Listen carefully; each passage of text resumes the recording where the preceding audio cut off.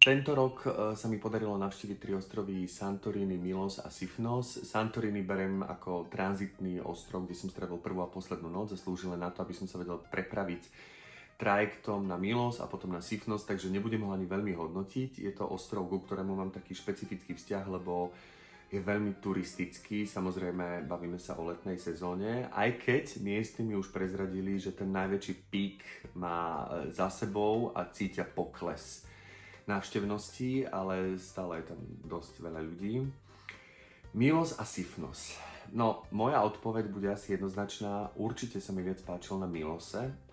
Napriek tomu, že tam bolo viac ľudí, tak ten Milos je rozmanitejší, má rôzne druhy pláží, naozaj takú skalnatú, mesačnú slávnu pláž, čiže čo sa týka plážového života si tam človek môže vybrať, piesočnú, kamienkovú a tak ďalej.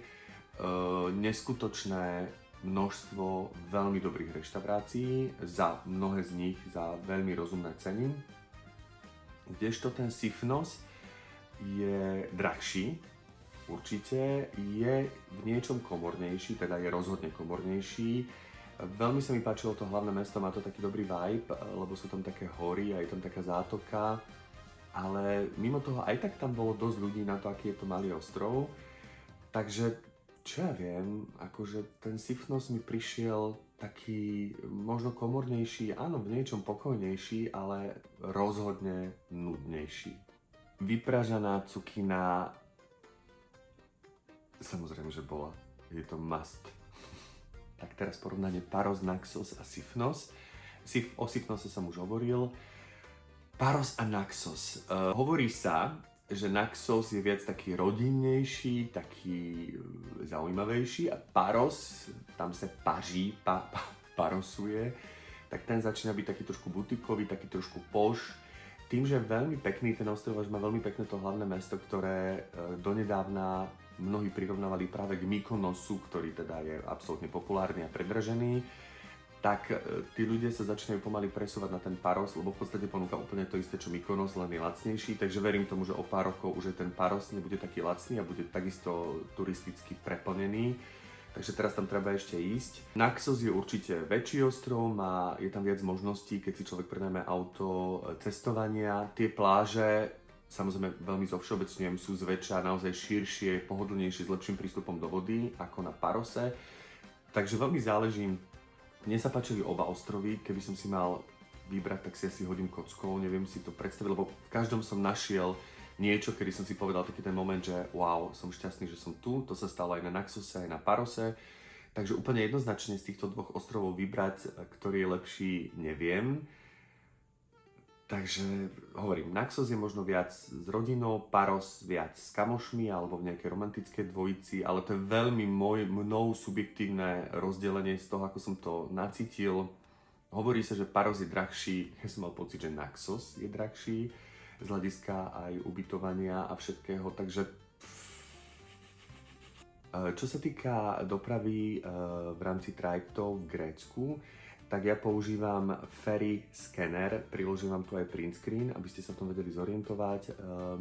Je to vlastne stránka, ktorá sa dá stiahnuť aj ako appka a je tam veľmi jednoduché ovládanie, je tam napísané, odkiaľ idete, kam idete, v ktorom dátume a vlastne ona vám vyhodí možnosti a cez to si viete ten trajekt zabukovať z daného ostrova na daný ostrov, takže to ovládanie je veľmi jednoduché.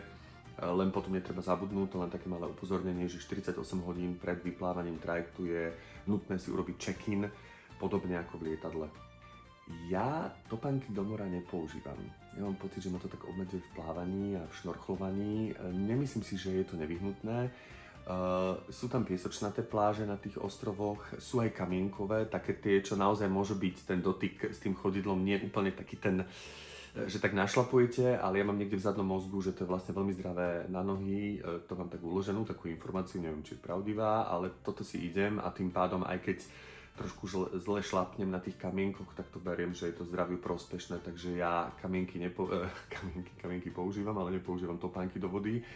Ale čo sa týka, pokiaľ máte strach z ježkov alebo z takýchto morských príšer, tak tam rozhodne nie sú, takže dá sa to úplne bez problémov, bez topánok. Postup je veľmi jednoduchý. Ja som letel na Santorini pretože je to ostrov, ktorý je k Milosu najbližšie, čo sa týka presunu trajektom. Dá sa ísť samozrejme aj za ten, ale tam je to myslím, že 4 hodiny a viac. Tuto trvalo myslím, že slabé 2 hodky. Takže leteli sme na Santorini, keďže sme nestihali prvý deň trajekt, tak sme prespali. Prespali sme v hlavnom meste Fira, pretože odtiaľ je dobrý spoj do toho prístavu. Dá sa ísť samozrejme aj taxikom, ale upozorňujem, taxíky na Santorini opustili chat, tam je to, oni sa zbláznili, hej. Tam, ja som to najprv nevedel, ale cesta z letiska vlastne do hlavného mesta Fira, čo je 12 minút, nežeriem, stále 35 eur, takže takto sa pohybujú ceny, ale dá sa ísť aj autobusom, nie je to problém, dá sa ísť autobusom z Firy, keď sa tam ubytujete do prístavu, dá sa ísť autobusom, lokálnou linkou, ktorá stojí 2,20, takže to je absolútne zvládnutelné. No a vlastne keď sa dostanete do toho prístavu, je dobre tam byť v sezóne možno aj 60 až 90 minút pred príchodom trajektu. Trajekty zvyknú meškať, ale pokiaľ máte vlastne apku, dostanete upozornenie, že trajekt meška 15, 20 minút, 30 minút.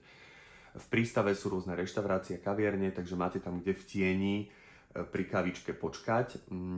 No a potom vlastne nastúpite na trajekt, ktorý trvá tie slabé 2 hodinky a vlastne odtiaľ prejdete priamo do Milosu, kde vystúpite takisto v prístave. Čiže je to v podstate dosť jednoduché. Prenájom auta, oni síce uvádzajú, že je to 50 až 80 eur, ale treba počítať, že je to tých 80 eur. Keď sa bavíme o nejakom základnom malom autíčku 5-miestnom manuále, pretože automat býva ešte drahší.